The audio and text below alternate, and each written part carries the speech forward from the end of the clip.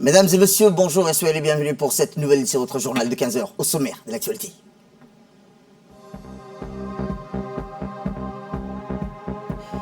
À la une dans l'actualité nationale, réunion de concertation pour faire face à l'inflation.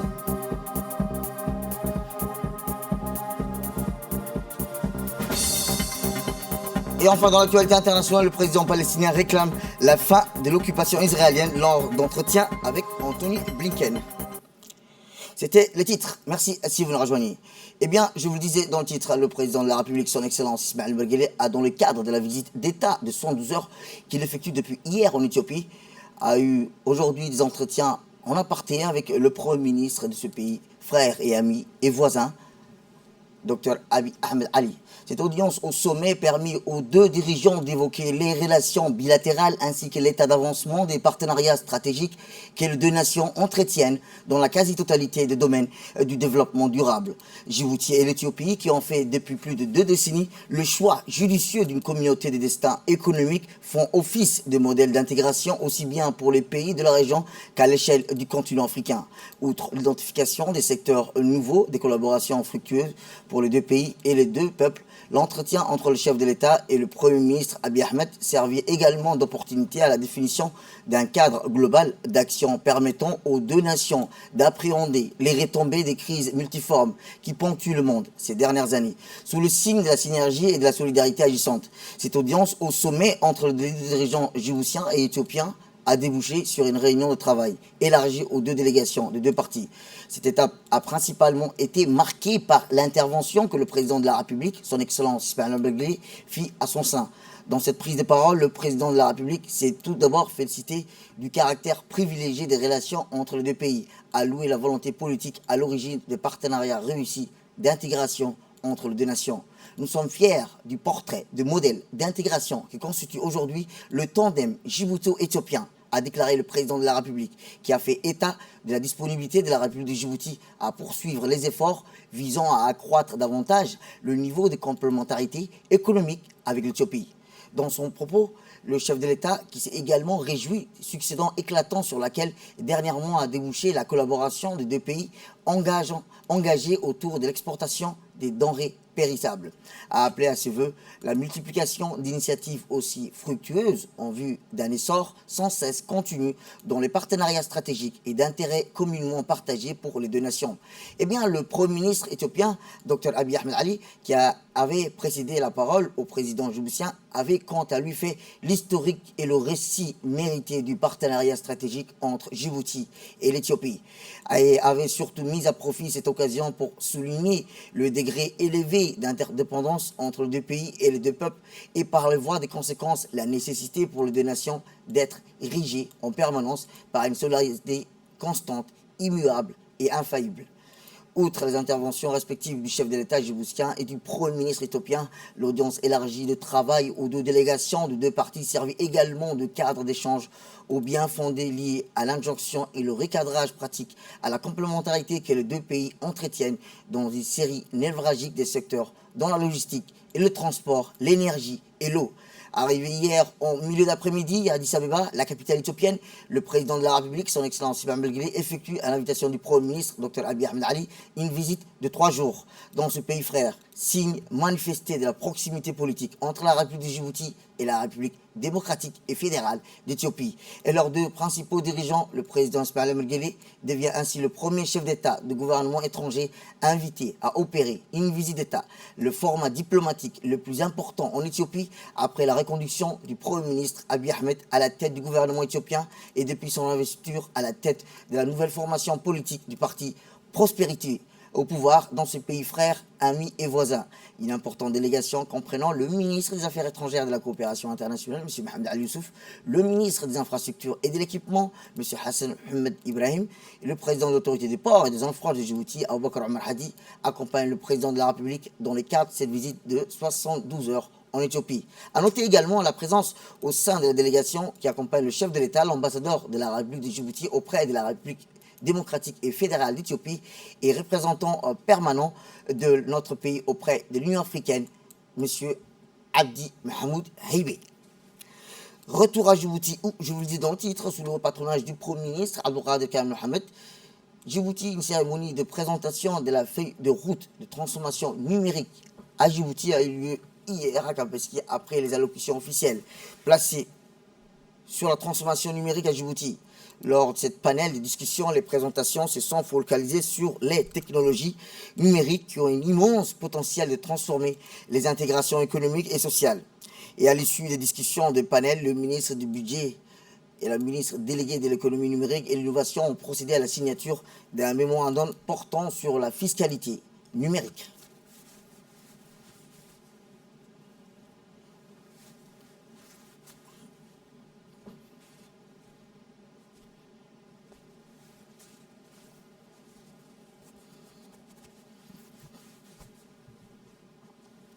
Autre actualité dans ce 15 heures, c'est aussi le ministre du Budget, M. Ismaël Ibrahim Roble, qui a reçu dans son cabinet le vice-président du groupe de la Banque mondiale pour la région du Moyen-Orient, de l'Afrique du Nord, Farid Belhadj, accompagné du représentant résident de la Banque mondiale à Djibouti et d'autres membres de ces délégations. Cette cérémonie a vu la participation du ministre du Commerce, Mohamed Ouassama Dirie, de la ministre des Affaires sociales et de la Solidarité, Mme Houlouf Ismaël Abdou, de la secrétaire générale du gouvernement, Al-Mus Mohamed Abdoulaye, du secrétaire général du ministère du Budget, Simon Muratou. Au menu de discussion, la participation de la Banque mondiale à la lutte contre la répercussion et l'actuelle situation de la crise géopolitique sur l'économie du pays.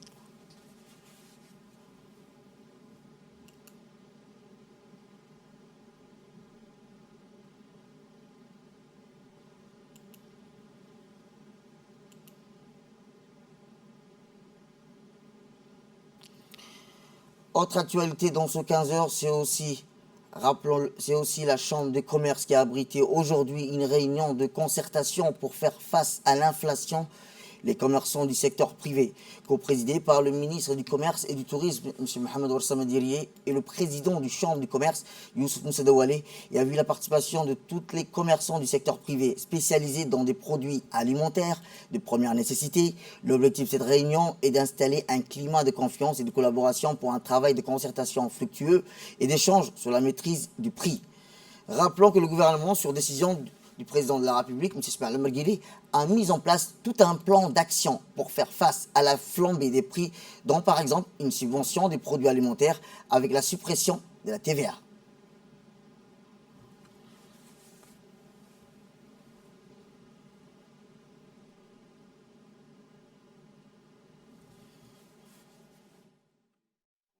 Chambre de commerce, il est important pour nous de mettre toujours une stratégie de concertation. Nous constations que vous faites de contrôles réguliers. Je pense qu'à mon avis, il est important qu'il y ait aussi une discussion entre le ministère du Commerce que vous représentez, Monsieur le ministre, et les opérateurs de la place. Voilà l'objectif numéro 1 de notre rencontre. Mais à l'accoutumée, et comme toujours nous faisions régulièrement chaque année en début du mois de Ramadan, je pense qu'il est toujours nécessaire de rappeler, avant d'abord de se souhaiter Ramadan Karim, de rappeler aux opérateurs du secteur privé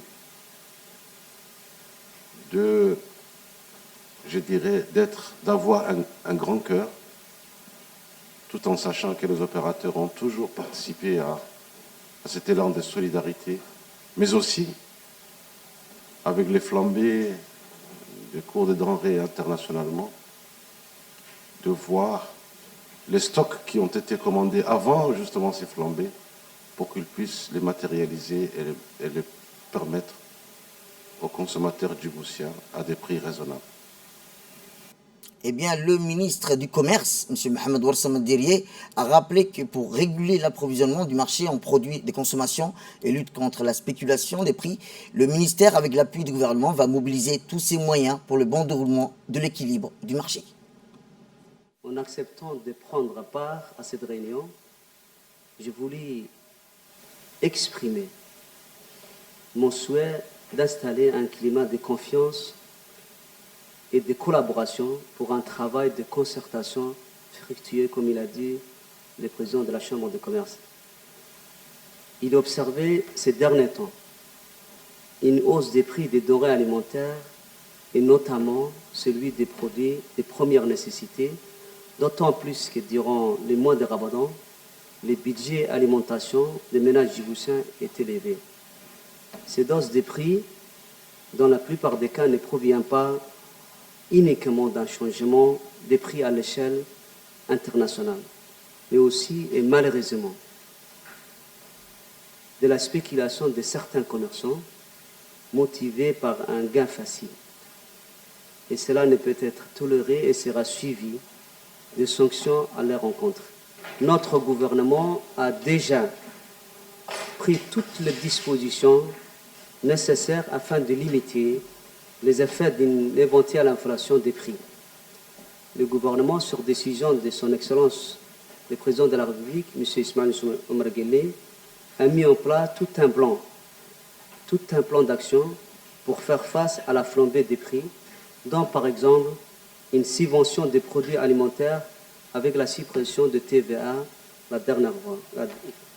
Mesdames et messieurs, cette réunion de concertation traditionnelle à la veille du mois de Ramadan s'impose plus que jamais au vu de l'inflation galopante des prix des produits de consommation pour réguler l'approvisionnement du marché des produits de consommation et lutter contre la spéculation des prix.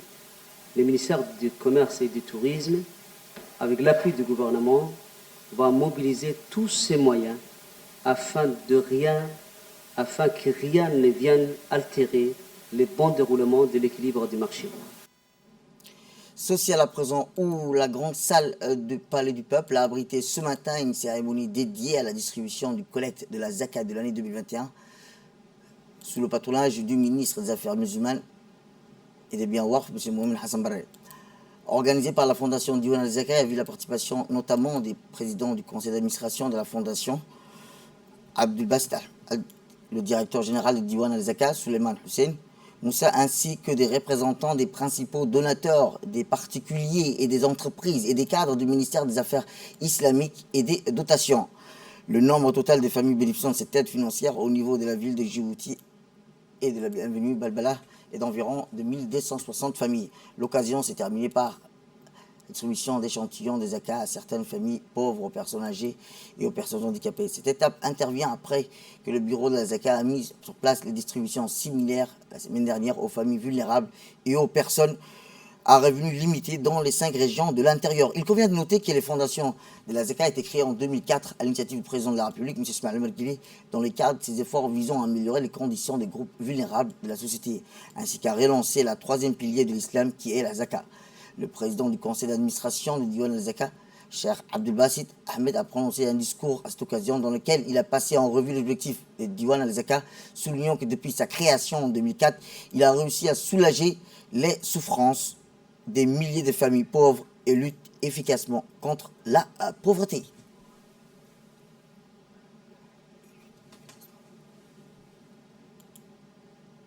Pour sa part, le directeur général de Diwan al-Zaka, M. Suleiman Hussein Moussa, a prononcé un discours à la cérémonie de distribution des produits de la Zaka pour l'année 2021, dans lequel il a exprimé ses remerciements et sa gratitude au président de la République, le ministre des Affaires musulmanes et des biens Waqf, ainsi que les zakataires pour leurs efforts afin de succéder des programmes et des activités de l'institution. Il n'a fait aucun doute que le pilier des zakat a été et toujours la résolution efficace aux problèmes liés à la pauvreté et ses dimensions et au renforcement de la solidarité sociale depuis la révélation du message du prophète, affirme le directeur général du Diwan al-Zaka.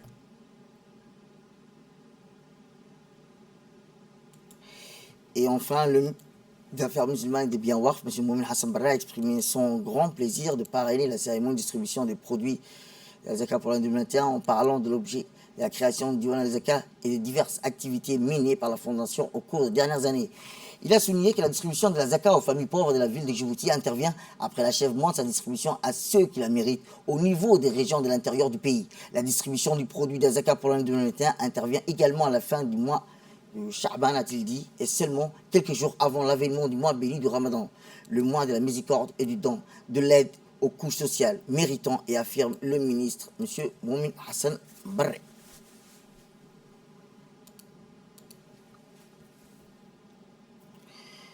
Autre actualité dans ces 15 heures, c'est une cérémonie en l'honneur de la première femme pilote militaire, lieutenant Yasmine Daher Ismail, a eu lieu ce matin à la base de l'armée de l'air djiboutienne. Cette cérémonie symbolique pour l'avancée et le progrès de toutes les femmes djiboutiennes est présidée par le général Zekri Cheikh Ibrahim, chef d'état-major général des armées. Le général Zekri Cheikh Ibrahim, chef d'état-major des armées, a d'abord salué le piquet d'honneur et les militaires de rang et les officiers mobilisés en son honneur. Une cérémonie marquée par la jante féminine militaire qui souligne les progrès réalisés chaque jour par la femme djiboutienne.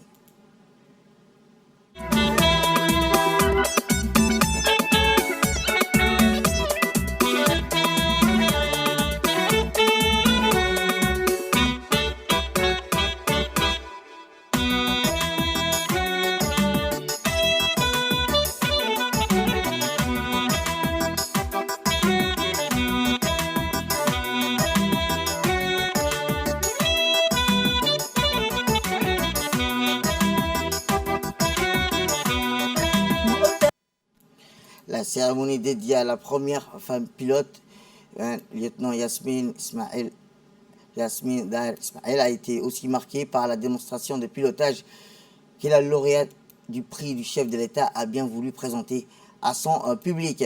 Accueilli l'atterrissage par le général Zekri Cheikh Ibrahim, chef d'état-major général des armées, l'icône du jour de l'armée nationale a eu droit à toutes les honneurs. Yasmine Daher Ismail est la lauréate du galant de lieutenant du prix du chef de l'État lors de la journée mondiale de la femme célébrée le 8 mars 2022.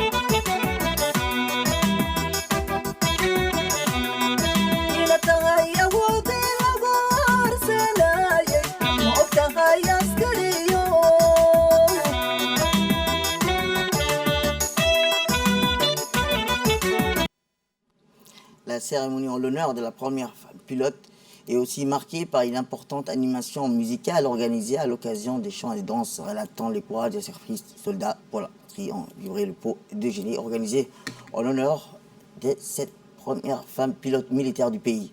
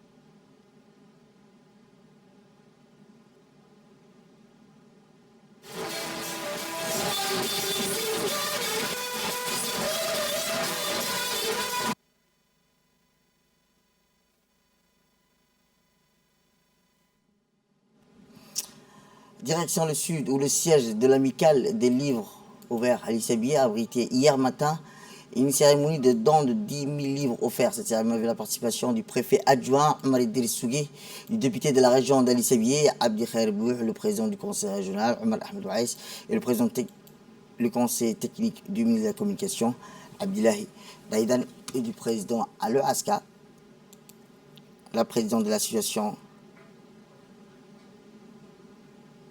ainsi que les natifs de la région d'Asséjoug résidant en France et les étudiants membres de cette bibliothèque régionale.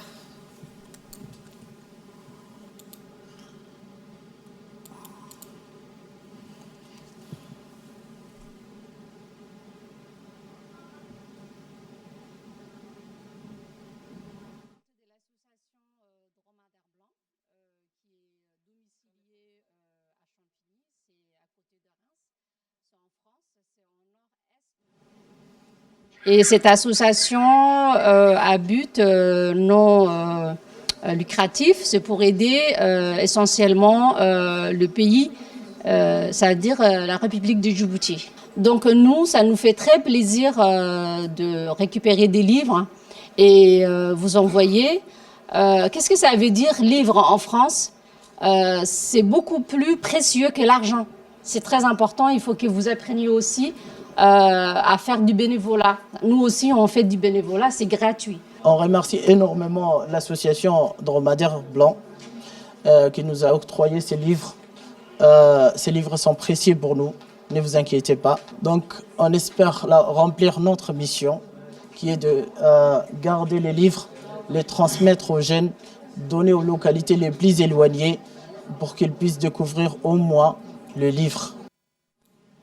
On reste toujours dans le sud où l'association PLR Régionale Éducation du président du réseau de l'association des parents d'élèves de la ville de Dekil a organisé une cérémonie de remise d'un lot de mobilier. Nous reviendrons tout juste après l'appel à la prière. À la prière, nous revenons à notre journal où je vous dis dans le titre, l'ONG PLR en collaboration avec la direction régionale et l'éducation du président du réseau de l'association des parents d'élèves de la ville de Dekil a organisé une cérémonie de remise d'un lot de mobilier scolaire destiné à l'équipe de l'école de Charity. La cérémonie qui a eu lieu dans la localité de Charity a été honorée par la présence du préfet de la région de Dekil, Adan Darar Moussa, du président du conseil régional, Abdelrahman Younis Arre, et de l'inspecteur régional, Farah.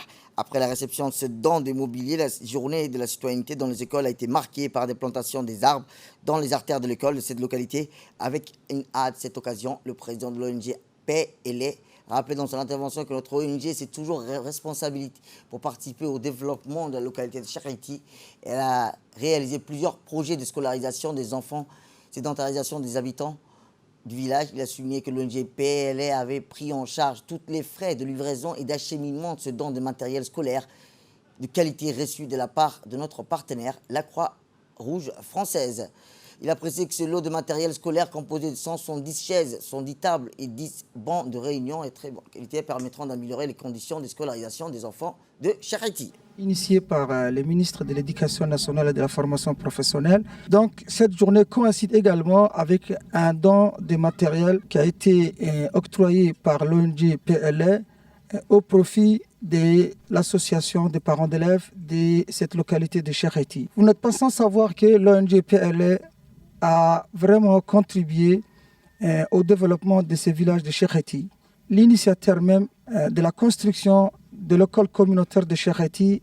En plus, l'ONG PLR a réalisé beaucoup d'autres programmes de développement au profit de la population de Charity, à savoir la voiture qui ramène les enfants de Charity, ceux qui sont admis au collège ou au lycée. Et il faut savoir également que la première promotion qui a ouvert cette école est maintenant à la classe de première au lycée d'enseignement général de Dekil. Donc, m'exprimant en mon nom personnel et au nom de l'institution dont je préside la destinée, qui est le conseil régional, j'adresse un hommage très appuyé, mes sincères remerciements à l'endroit de cette ONG. Aujourd'hui, journée citoyenne, nous assistons à un don qui coïncide avec cette journée citoyenne et nous remercions aussi l'association ONG PLR et le président de l'APE de toutes les associations des parents d'élèves à réceptionner ces dons. Et nous sommes témoins. C'est un don vraiment formidable. Et nous disons aux enseignants, à l'équipe pédagogique et à la communauté éducative de Cheikh Haïti de prendre soin de ces mobiliers. Et dans la page sport, pour clore l'actualité nationale, la Fédération djiboutienne de badminton a organisé samedi dernier la cérémonie de clôture du championnat national de badminton dans la salle de gym du collège Fukuzawa. Le championnat a regroupé 3 clubs avec les différentes catégories. Il était en lice, le senior, le junior, le vainqueur de la finale, la catégorie senior, garçon, le vainqueur de la catégorie junior et le vainqueur de la catégorie junior fille qui revient à Arafo Saad Ibrahim. Ces classements est comme suite: le club Fukuzawa, le club Sigma Auto en deuxième position, et en troisième position on a le club de Gabod. Les vainqueurs se sont vus remettre des coupes et des médailles par les officiels, dont le président de la fédération de badminton.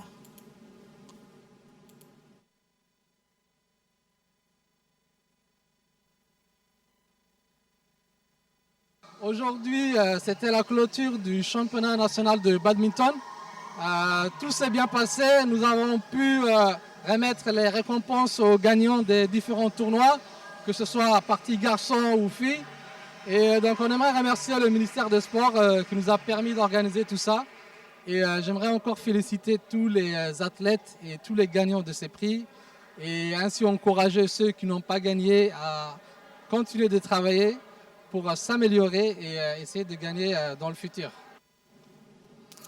Et dans l'actualité internationale, je vous le disais dans le titre, le président palestinien Mahmoud Abbas a déclaré dimanche au secrétaire d'État américain en visite, Anthony Blinken, que l'occupation israélienne des territoires palestiniens devrait prendre fin par une solution politique lors d'une rencontre avec M. Blinken dans la ville de Ramallah, en Cisjordanie. M. Abbas a souligné qu'il a nécessité de résoudre toutes les questions relatives au statut permanent, y compris la question des réfugiés et la libération de tous les prisonniers sous les auspices du Carter international et conformément aux résolutions internationales, a rapporté l'agence de presse officielle palestinienne. C'est la fin de cette édition. Merci à vous de nous avoir suivis. Restez avec nous pour la suite de nos programmes télévisés.